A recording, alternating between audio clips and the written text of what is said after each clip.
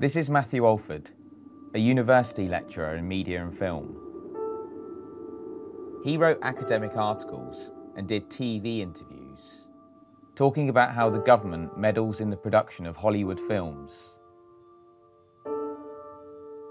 Apparently, organisations like the FBI, the US military, the CIA, and even the White House offer to assist in the production of Hollywood movies and TV shows. And in return, they get to make changes to basically make sure they look like the good guys.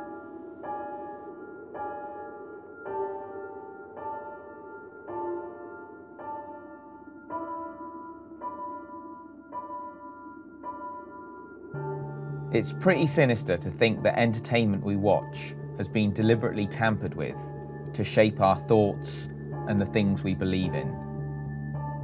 And Matt believed that this was only the tip of the iceberg. So he planned his own investigation, and he wanted someone with a camera to document his findings. And he found me. I'm the guy narrating this film, a corporate filmmaker who made promotional films for businesses. Matt told me he'd found a mystery about a dead screenwriter, and he planned to uncover a big secret about his death. Then he said, would I be interested in making a film about his investigation? And I replied, yes.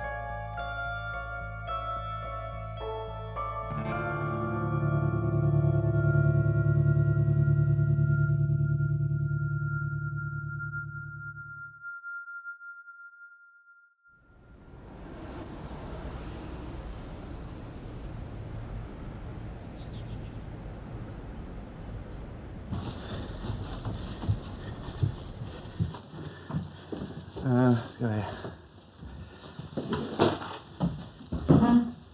This is some of the documentation that I've collected about this guy, Gary Devore, who was a Hollywood screenwriter. He was behind a lot of big films. Time Cop, Sudden Death, Raw Deal, Dogs of War, Back Roads. Gary's the beardy guy here, talking here to Arnold Schwarzenegger on the set of Raw Deal. Here he is working with Kurt Russell. This is Gary with his wife, Wendy Devore. If it's to do with Gary Devore, I've got it. What you haven't seen is the rest of it. Do you want to fancy going through that? What do you mean? Well, have a look up in my shed in the back.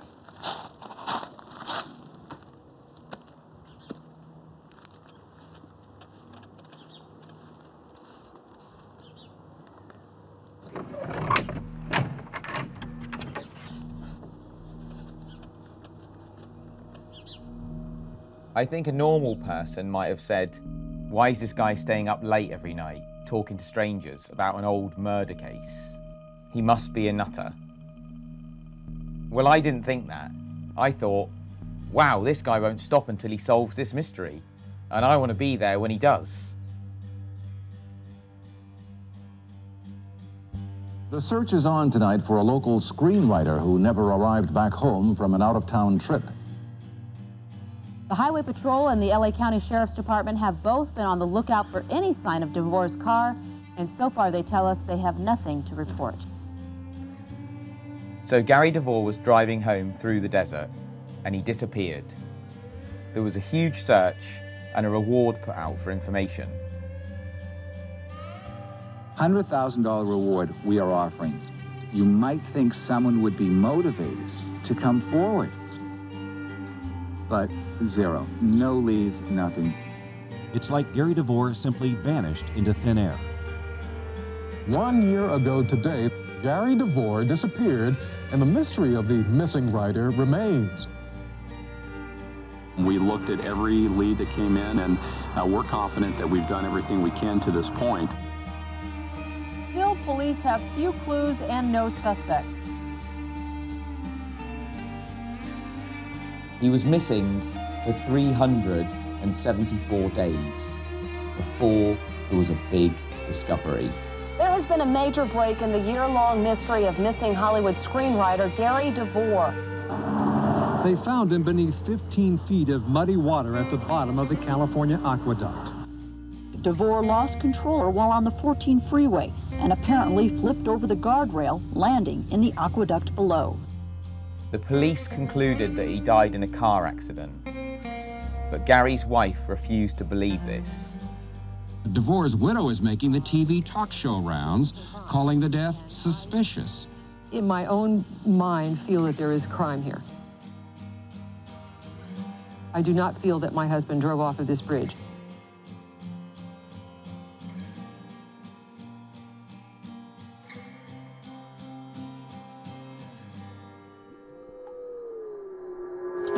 This is the official report that explains the only way that Gary could have died. I will illustrate this as best I can. He's driving down this road. He gets past the aqueduct, which is here. He decides to do a U-turn and drive up against oncoming traffic. In doing so, he manages to find the only gap in the guardrail, which is about 17 foot wide, and he plummets into the aqueduct.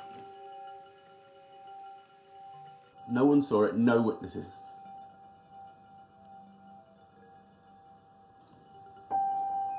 And when his car was found, why was his laptop missing?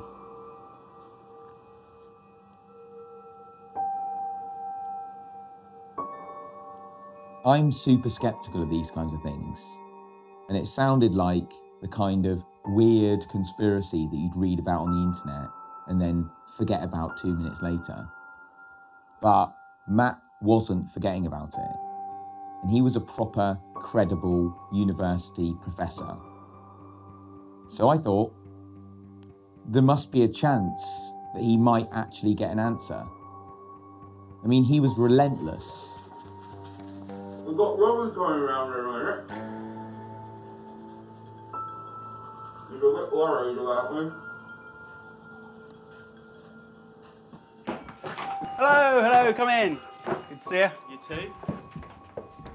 Matt, who is Robbie? Robbie is Robbie Graham. He's a PhD candidate at the University of Bristol. But Robbie worked with me on when we first did all the stuff to do with Gary Devore. Me and Robbie were talking on a daily basis about it for several months. We found out all the sort of initial stuff about the whole case. Yeah, we did. Matt and I started looking at it in 2008, Gary Devore case. And then we wrote an article on it, got a bit of that stuff in The Guardian. And then as time went on, I just, especially in the last few months, I think I've just started to feel a little bit uneasy about the case. You know, of course, you've received an informal or semi-formal warning from a CIA and DoD contractor who said to you, back off the CIA, you're going too far with this now. These people can and will ruin your life and come knocking on mine and your doors. I think that's a pretty sobering thought.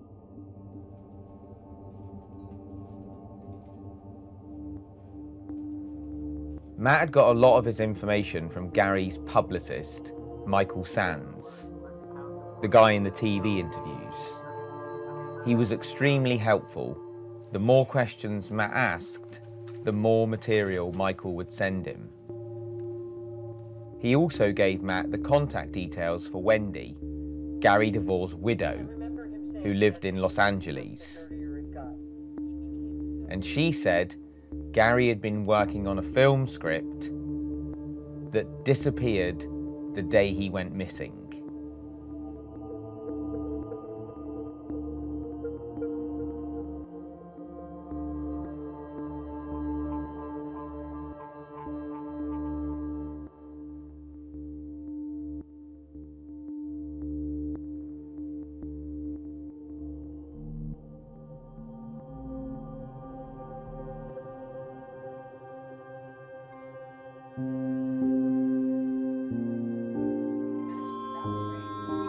What are you thinking? I'm thinking about whether I can get an answer or not, just in the UK.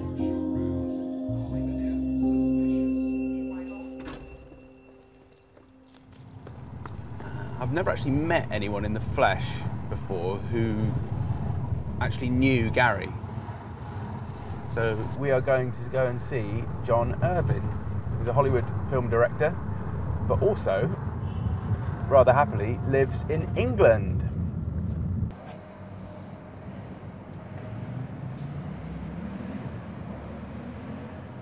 Hello. Hi John, it's Matthew Alford. Nice to meet you.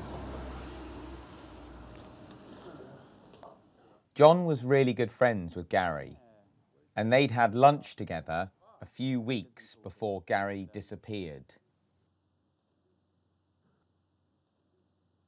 What would you say his mental state was like? He was troubled. Something was bothering him. He wasn't really in the conversation. He was having trouble with the script he was writing, which he talked about more about not the script, but about a government very, very sensitive, inconvenient truth.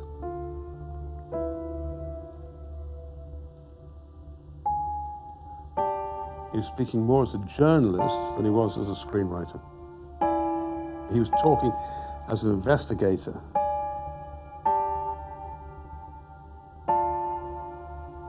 What did you find? What could you have found?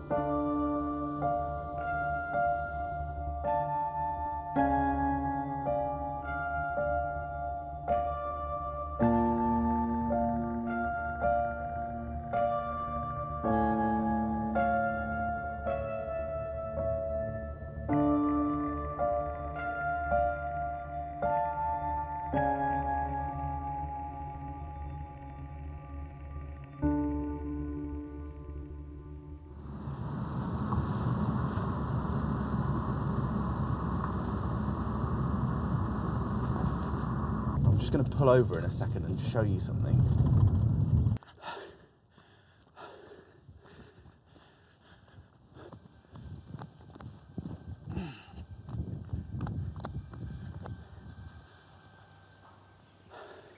So this is called Sham Castle.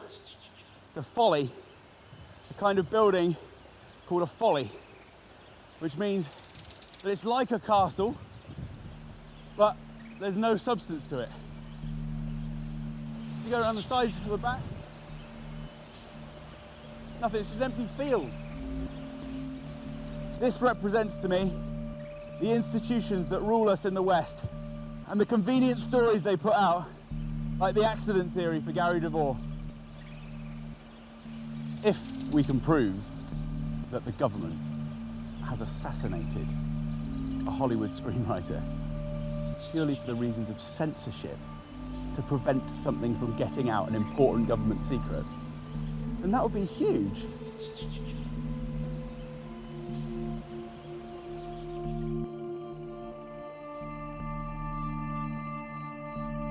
I'd say he was definitely obsessed with the case.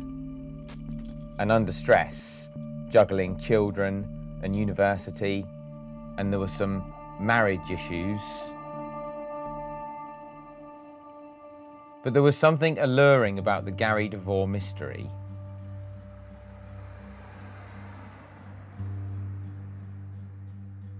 Yeah, we fly tomorrow night.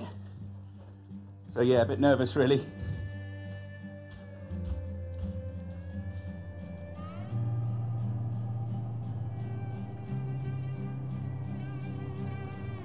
There was no plan, there was no backup, you know, in case we got into trouble.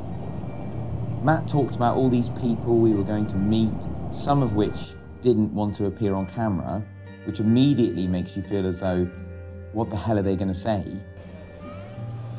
So it wasn't until really when I was on the plane, sat there, looking out the window, thinking, I've got no idea what to expect here.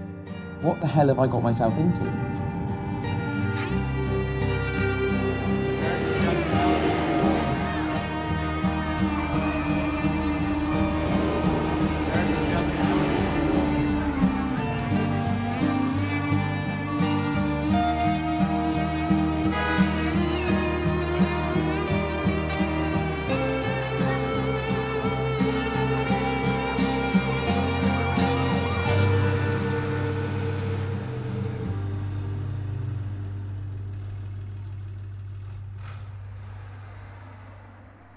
We're just trying to find Wendy's place where we're staying for the next few days. Must be one of these. Is it?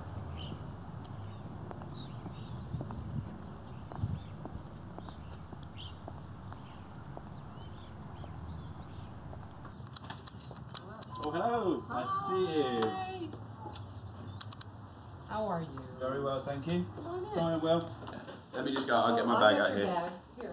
Very kind. I'll have it. It's nothing compared to the weight of mine.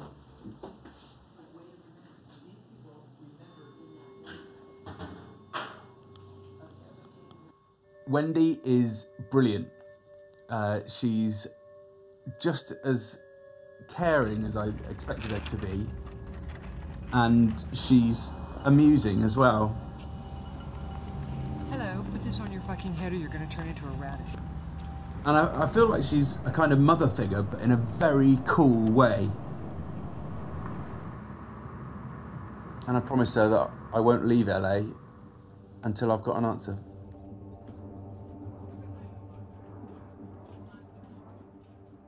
Wendy was able to introduce Matt to people he couldn't reach in England.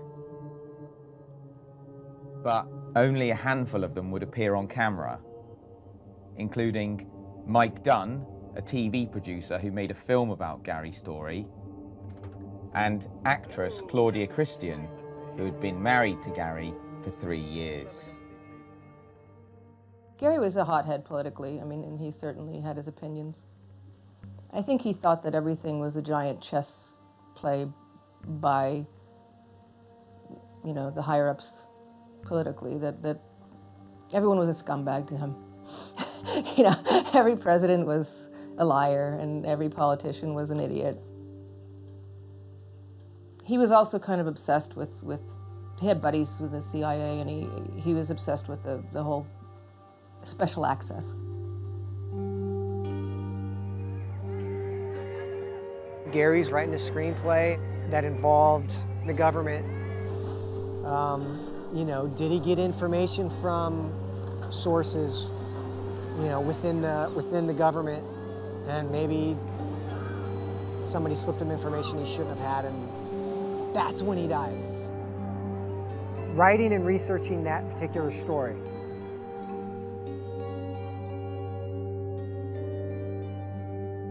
When I first moved in with Gary, he said to me, "Don't be alarmed if you get a call from a person from a government agency.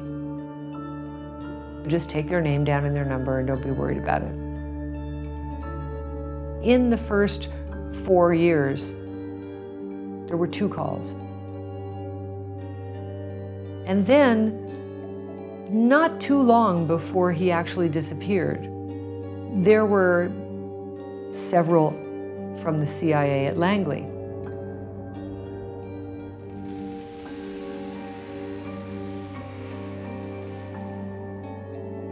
Gary was writing about CIA activity, US government activity, and he was taking a trip so that he could polish the script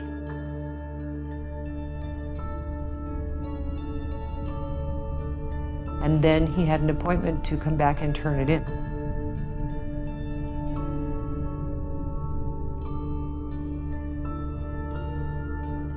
The last time I spoke to him was at about 1:15 in the morning. I said, "I'll wait up for you," and he said, "No, don't do that," which was really strange. And I said, "Gary, are you all right?"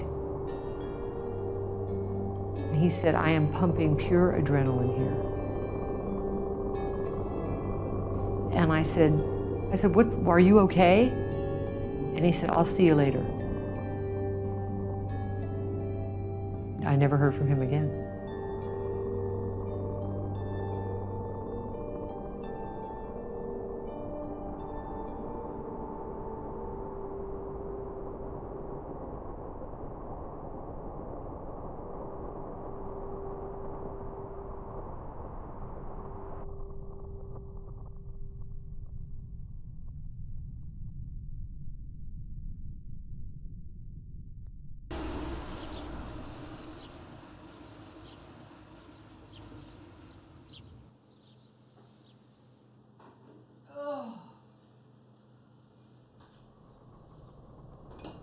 Did you know that Wendy was up all night trying to get hold of someone for us?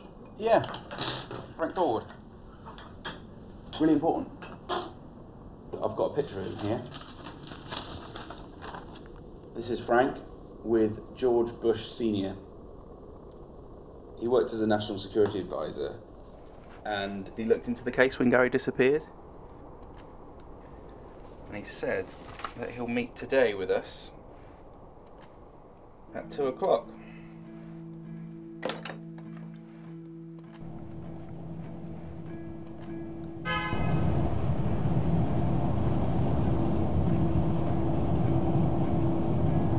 Wendy was saying last night, Will, that Frank's putting in so much effort to come here when he's extremely ill that maybe he's coming to say something more than he said before.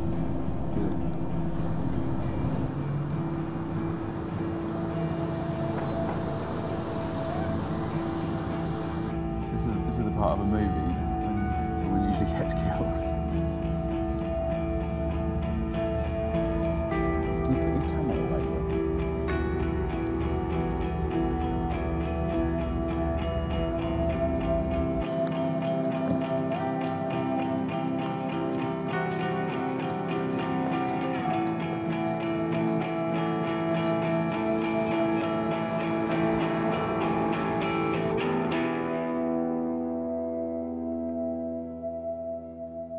Can you tell us a bit about this, how sensitive your roles have been and your kind of classification? Well, I handle briefings for government officials, and I have the highest level of security clearance that a person can obtain within government. There isn't a higher one. I can't remember the exact number, but I think about 1,000 people have the same clearance.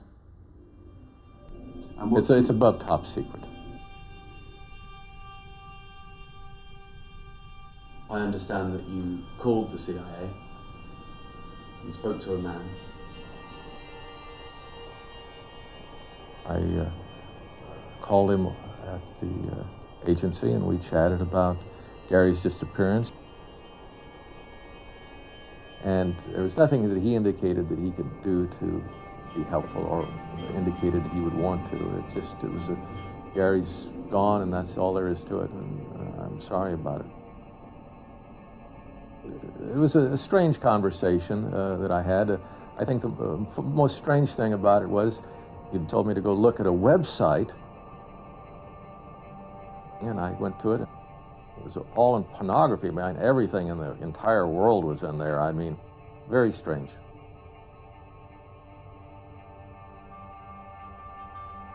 Was there actually child pornography accessible?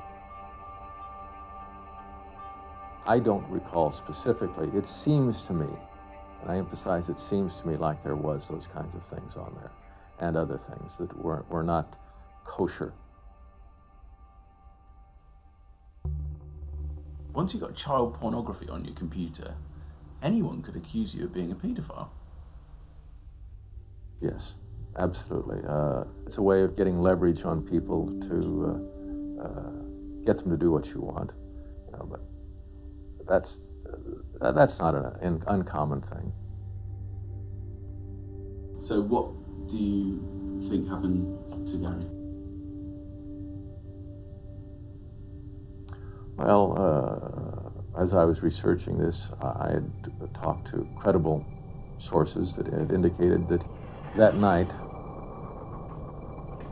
He'd been driving back from New Mexico. Somebody was concerned enough to stop him, to find out what he was writing about, and then to find out who knew about it, if anybody. So I think you have to determine what you will from that knowledge.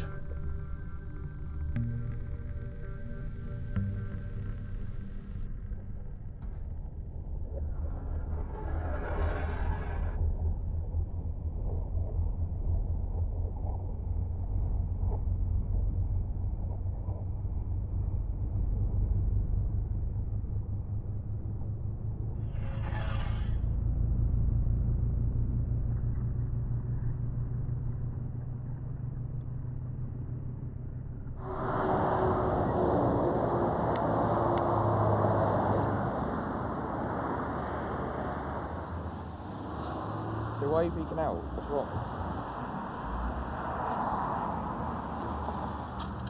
There's something I haven't told you. What do you mean? I know what Gary knew.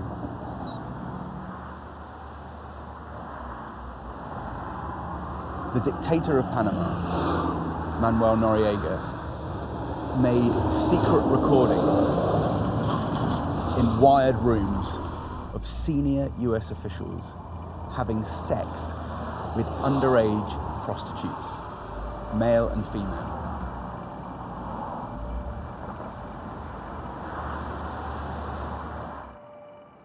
One British newspaper commented on this, and the story was then buried. And the guy who wrote it got shot by an anonymous sniper. No one else picked up the story. I think I'm the only person who ever even has seen that newspaper article. I got it from the British Library.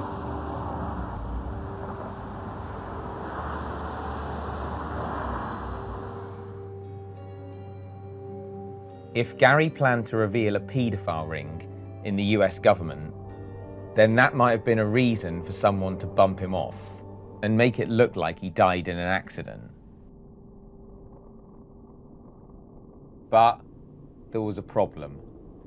To be able to prove an assassination, you've got to be 100% sure that that person is actually dead. And Matt wasn't sure. Because every single person we met had evidence that supported a completely different theory.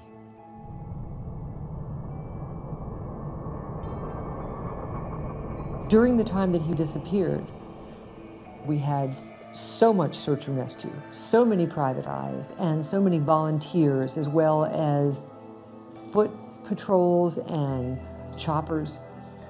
No one reported a large white vehicle traveling in the wrong direction. It just didn't make any sense. Wendy told us about how big the search was. What can you remember about it? I immediately went up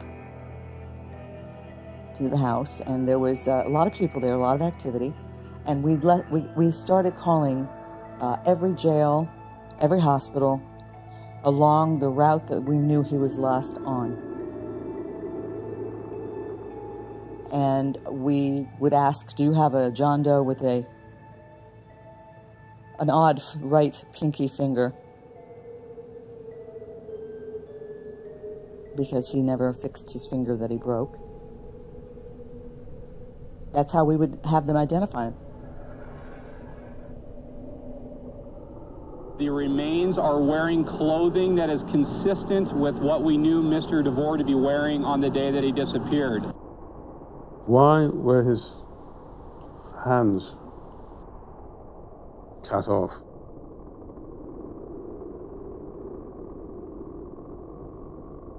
Listen, the man had his fingers removed. Why? Why?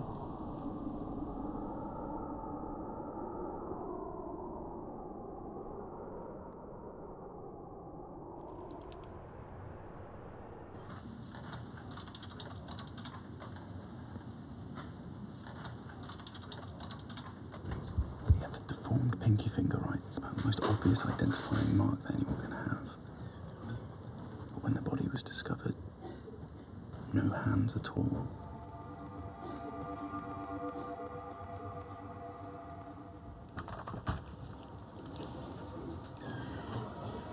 Also, they said that the teeth matched Gary's bridgework here, but Gary had no bridgework.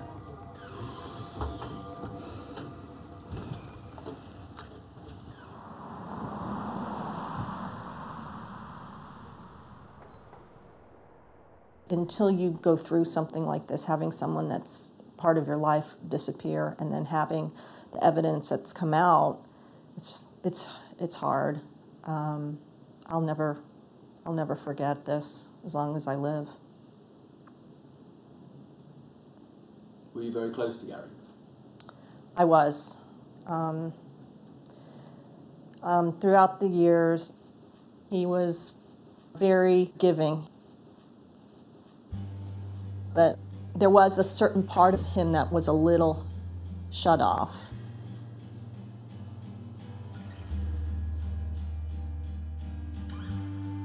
He felt that writers in Hollywood weren't appreciated enough. He had this immediate high, and I think he really got used to hanging out with the A-listers and being able to follow your passion, which for him was screenwriting. But his best work was never made, and he was really struggling with that.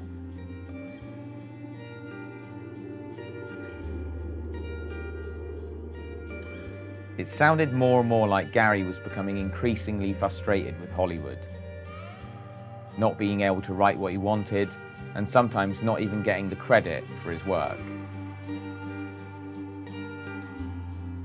Early in his career, he got his name in the credits, but then Hollywood turned to him for quick 1 to 2 week punch-ups on somebody else's script, and he never got the credit for it.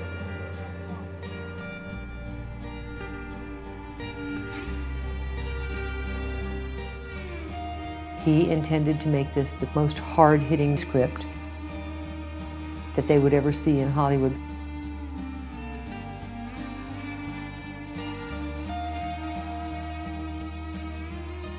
If Gary was told to abandon his film, it would have been years of writing and research for nothing. Maybe that was too much for him to take.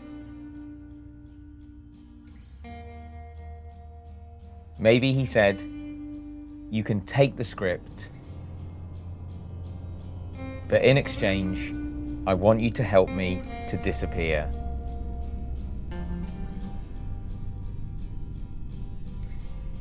Gary was a very determined man. So if he says, I want to change my life, I want to let it go and start again, reinvent myself, I think he's absolutely capable, yeah. Sure.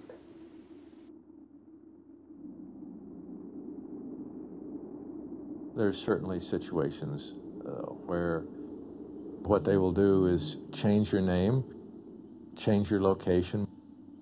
You have to break all family contacts forever, all your friends that you've ever known, your children, you know, et cetera, et cetera. And that may be an impossible scenario for some people to deal with.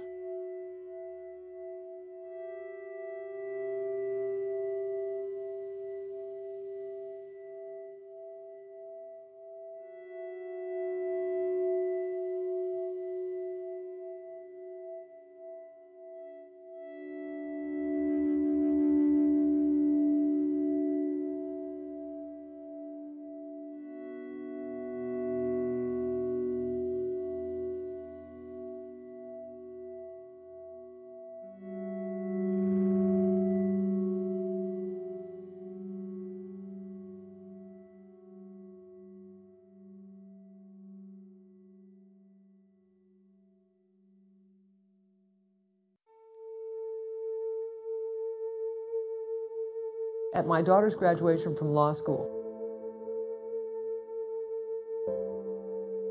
the day that the graduation took place, a woman who worked in the administration office, came up to me at the graduation. She said that there had been a male caller, very insistent, wanted to know whether Brittany Oates was graduating from law school that day.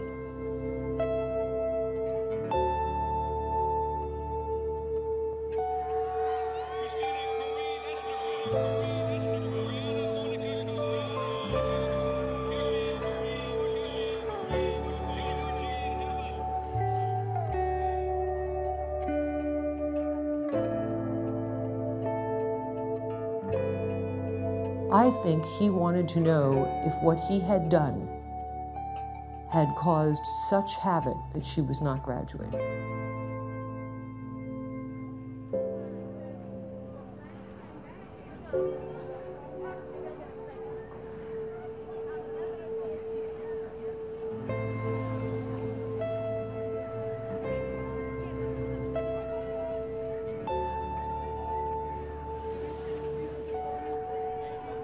Wendy has never been happier than when she was with Gary. A piece of her kind of disappeared with Gary.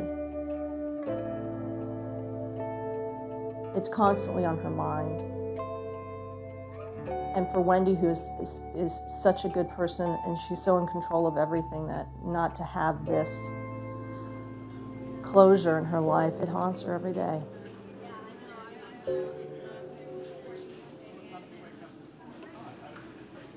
Matt and Wendy were getting on so well, but there was something kind of bubbling under the surface. The dreaded two words, an answer. And Matt was so far from an answer. And it got to the stage where everything that Matt wanted, proof-wise, lay in the hands of the final interviewee, which was a guy called Michael Sands, Gary's publicist. For whatever reason, Matt completely and utterly believed that Michael Sands would hold the key to everything. Michael Sands is was the publicist for Gary Devore. He's the first person I contacted, and it was his testimony that really blew my mind and made me realise that there was a huge mystery to this case. The reason I'm interested in Michael Sands is because people have said that he's involved with the CIA.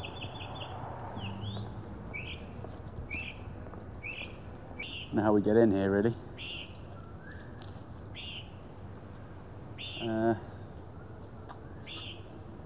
What number is?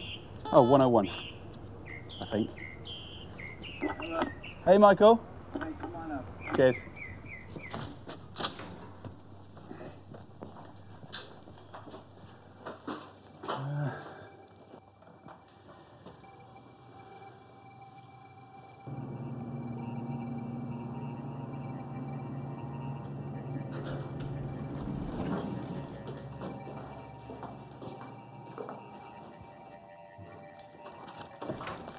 Michael Sands, good to meet you. Nice to meet you. Come on in.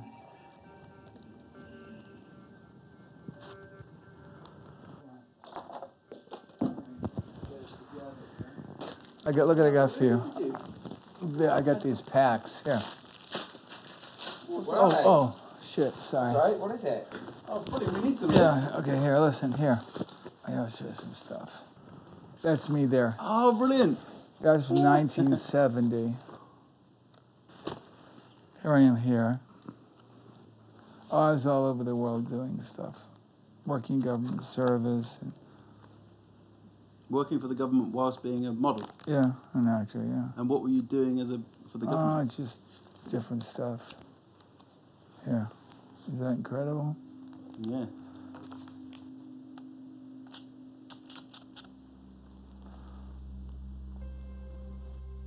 It was all a bit odd at Michael's house.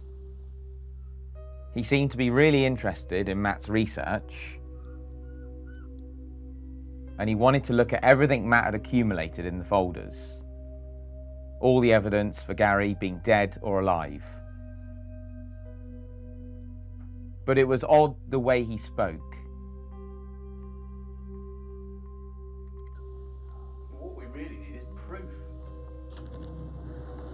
You know, I could always help people out, you know, in need. You mean find proof?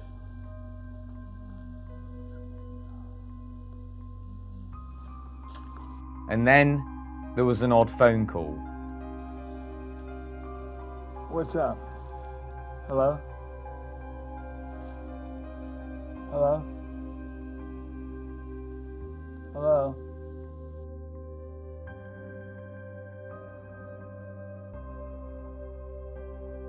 And the meeting came to quite an abrupt end. Yeah, that's all right. We're grand. It's fine. Look after yourself, all right? Thanks, Michael. You got a tripod? Yeah. Yeah, got it all. Got your own bag? Yeah, I got my own bag. Then, as we were leaving, he called Matt back and wanted to talk off camera.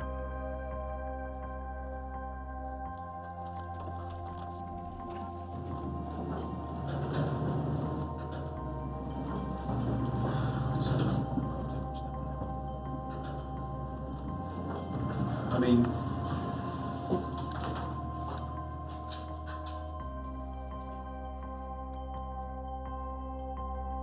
Michael told Matt to give him 3 weeks.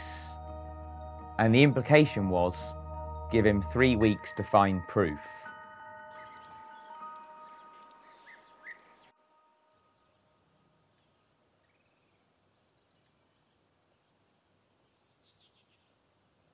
I'm sorry, I don't have an answer for you.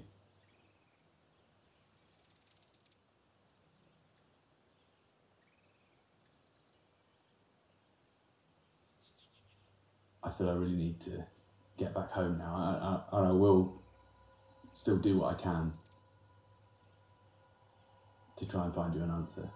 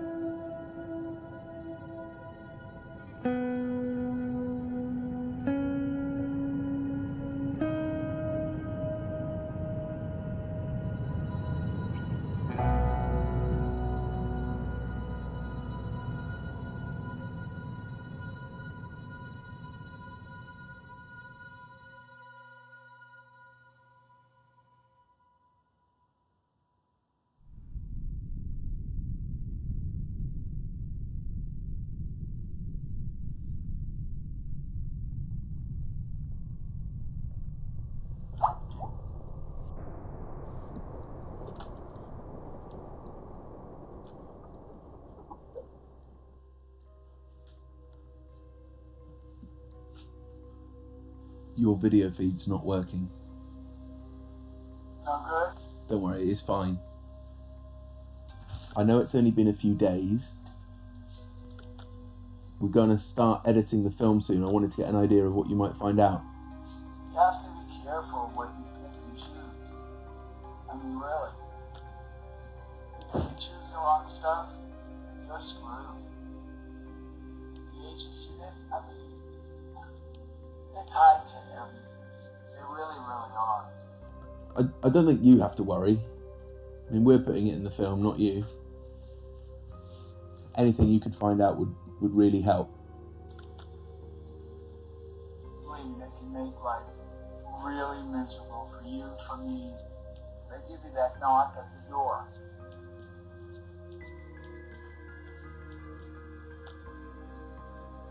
There's no reason why we can't fight this and win it, sticking together, being careful about it, being smart, and we can get proper justice. Else we're just part of the same system. You must believe that they should fight for the right things, for people that you knew. I'll help you. Thank you. Thank you. Well, I'll leave it there. I don't want to push you too hard. We'll be in touch. I'll talk to you soon. We really appreciate that. Thanks. All right. Thanks.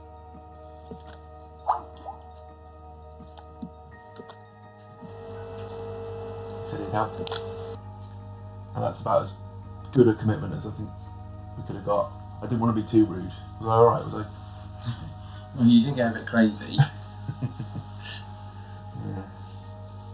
I just feel that we need to know, and then when we've got the information, then we decide how to act.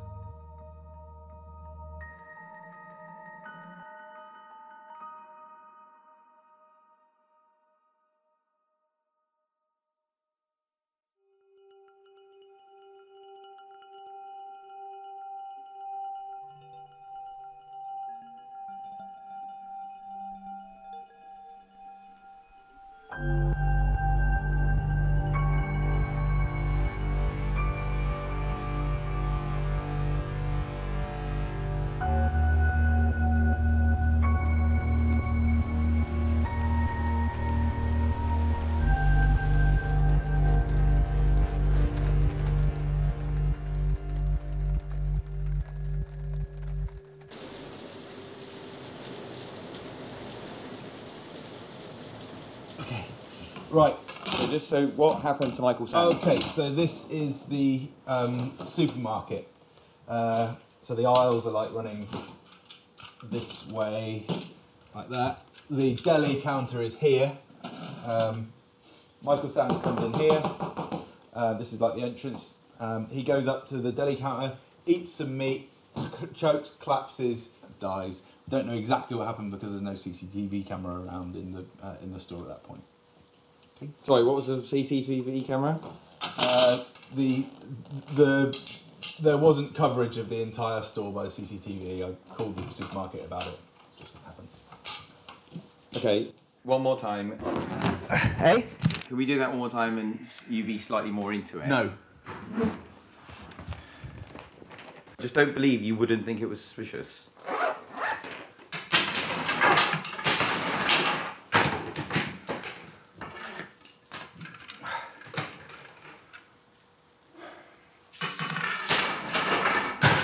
Can I get some pizza? Do you want anything? No, thanks.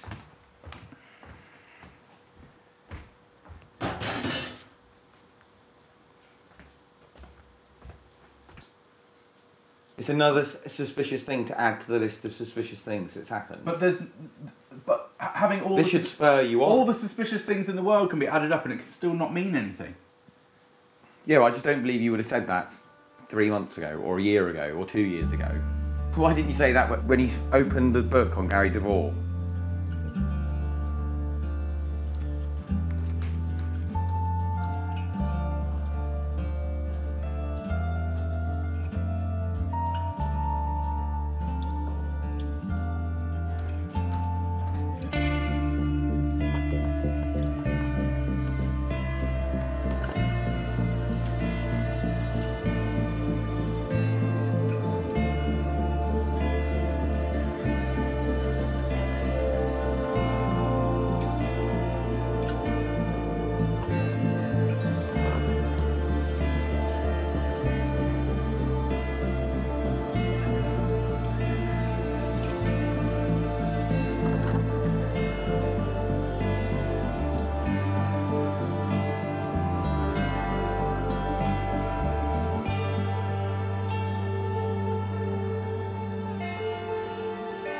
Do you know something that I don't?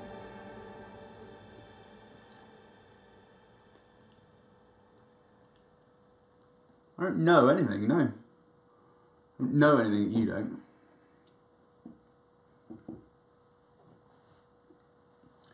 And if I did know anything that I thought was important, I would tell you about it. Or if I'd spoken to anyone that was important, I would say something. But there's nothing that I can say to you of anyone that I've done anything with that is anything relevant to this production.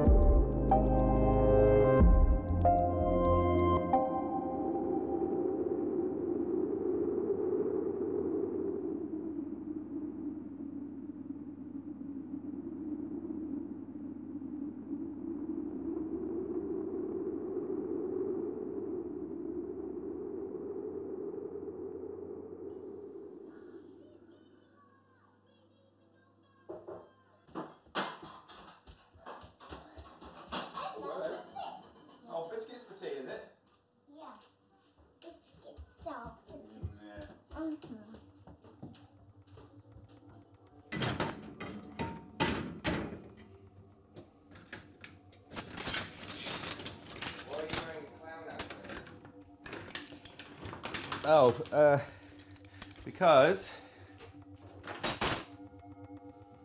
I like to do the interview like this. What have you been doing since I last saw you? Well, I've just been living a normal life, really.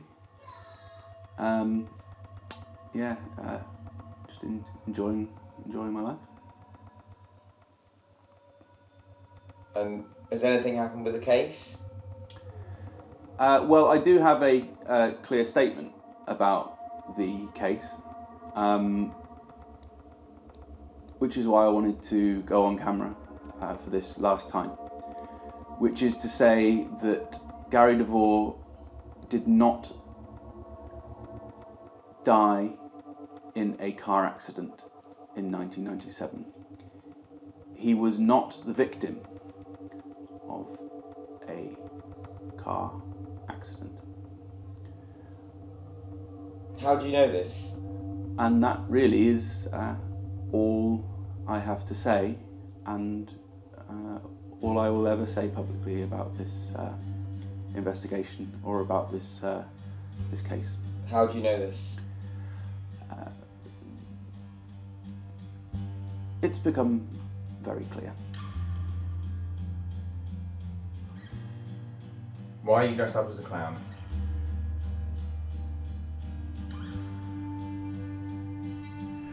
Well, look, let me put it like this. I want people to consider the possibility that this film that we have made is just a piece of entertainment. The reason I asked you to come back here today is that I want to destroy my credibility in this film, on this project, and about anything to do with Gary Devore.